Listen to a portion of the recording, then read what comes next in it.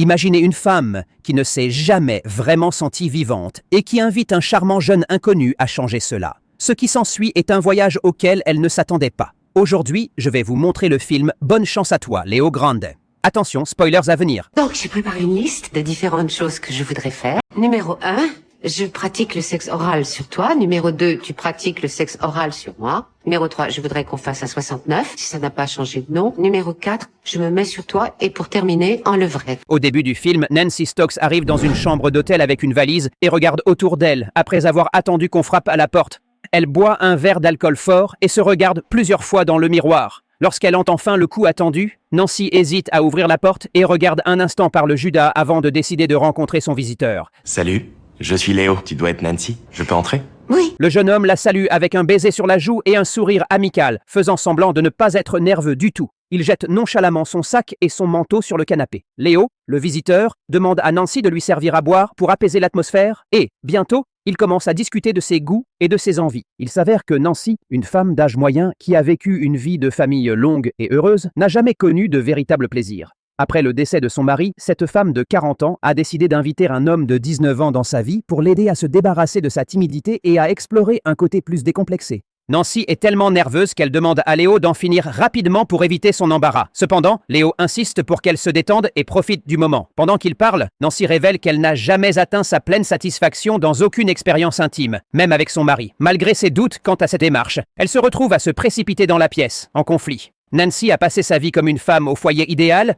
et une institutrice, donc ses désirs lui semblent honteux et elle change d'avis à plusieurs reprises. Léo l'observe calmement depuis le canapé, la rassurant sur le fait qu'il n'y a rien de mal à ses souhaits. Son approche patiente aide finalement Nancy à se calmer un peu et elle se dirige vers la salle de bain pour enfiler une tenue plus ajustée pour l'occasion. Pendant ce temps, Léo, bien qu'apparemment calme, est en réalité assez anxieux. Il fait les 100 pas dans la pièce, réfléchissant à la façon dont il va se présenter à elle. Finalement, il choisit de se rafraîchir avec un morceau de chocolat. Cependant, quand Nancy revient, elle lui demande de se brosser les dents, car elle n'aime pas l'odeur du chocolat. Lorsque Léo réapparaît, Nancy admet qu'elle n'est toujours pas prête à avoir un contact étroit. Cependant, Léo s'investit pour l'aider à se sentir à l'aise et il la persuade de s'allonger avec lui sous les couvertures. Là, les deux ont une longue conversation sur la famille de Léo. Ils partagent que ses parents pensent qu'il travaille dans la production pétrolière. Nancy, à son tour, parle de ses enfants adultes et des défis auxquels ils sont confrontés. Finalement, leur conversation se tourne vers la vie personnelle de Nancy, et elle admet qu'elle voulait essayer beaucoup de choses avec son mari, mais il les considérait comme humiliantes, et n'autorisait que l'intimité traditionnelle. Ce souvenir la fait pleurer. Alors que Nancy se remémore ses fantasmes non réalisés, Léo l'interrompt doucement avec un baiser et l'aide enfin à explorer ses désirs. Quelques jours plus tard, Nancy le recontacte. Cette fois, elle essaie d'être mieux préparée. Elle a même dressé une liste de ses souhaits, ne sachant pas si elle aura les fonds pour une autre séance dans le futur. Même si elle a une liste de choses qu'elle veut essayer, Nancy a toujours du mal à vivre ces nouvelles expériences et, encore une fois, elle arpente nerveusement la pièce. Il faut beaucoup de patience à Léo pour la calmer. Il partage ouvertement pourquoi il aime entrer en contact avec des femmes plus âgées et l'épanouissement qu'il trouve en les aidant à se sentir satisfaite. Nancy, se sentant vulnérable, commence à exprimer ses insécurités, déplorant son corps vieillissant qui, selon elle, n'a fait qu'empirer avec le temps. Léo la conduit doucement vers le miroir et l'encourage à voir la beauté en elle-même, la comblant de compliments sincères. Finalement, ils poursuivent leur rencontre, trouvant tous deux une réelle satisfaction dans l'expérience. Cependant, Nancy gâche involontairement le moment en révélant qu'elle a découvert le vrai nom de Léo. Choqué et sentant son intimité envahie, Léo devient sur la défensive, estimant que Nancy a franchi une ligne qu'elle n'aurait pas dû. Il s'habille rapidement, rassemble ses affaires et lui demande de ne plus jamais le contacter. Désespérée de se faire pardonner, Nancy essaie d'expliquer qu'elle n'a pas non plus utilisé son vrai nom dans l'espoir d'apaiser la tension et de sauver leur connexion. Nancy propose de dire à Léo la vérité sur elle-même s'il est intéressé. Mais Léo part, claquant la porte, réalisant qu'ils sont sur des chemins complètement différents et qu'ils ne pourront jamais vraiment se connecter. Quelques minutes plus tard, il retourne dans la chambre pour récupérer son téléphone oublié. Incapable de se retenir, il se livre enfin à Nancy. Il partage que sa mère l'a renié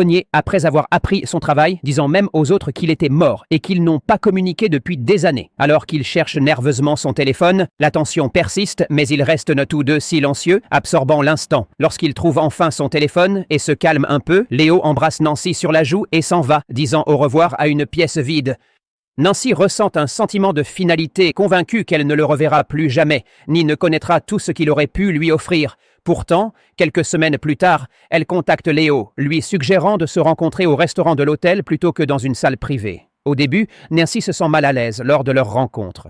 Léo apparaît toujours et elle s'excuse, admettant qu'elle a agi de manière impulsive. Elle explique qu'elle l'a recommandé à ses amies, des femmes qui, comme elle, ont été privées du véritable plaisir de la vie de famille. Une fois de retour dans la chambre, ils ne perdent pas de temps, et Nancy explore enfin tout ce dont elle rêve depuis longtemps. Pourtant, elle peine encore à atteindre une satisfaction totale. Léo cherche dans son sac un appareil qui pourrait l'aider, et dans ce bref instant, Nancy parvient à réussir toute seule, les mains tremblantes mais épanouies. Ils se disent au revoir, comprenant tous deux que c'est leur dernière rencontre. Nancy espère rester dans la mémoire de Léo telle qu'elle est à ce moment-là, et non comme une femme vieillissante qui perd son étincelle. Après s'être dit au revoir, elle se regarde dans le miroir, non pas comme avant, mais comme Léo lui a appris à se voir. Pour la première fois depuis des années, elle sourit sincèrement, se sentant vraiment heureuse. C'est tout pour aujourd'hui. Abonnez-vous et aimez si vous voulez plus de vidéos comme celle-ci. Maintenant, regardez ces autres vidéos et profitez-en.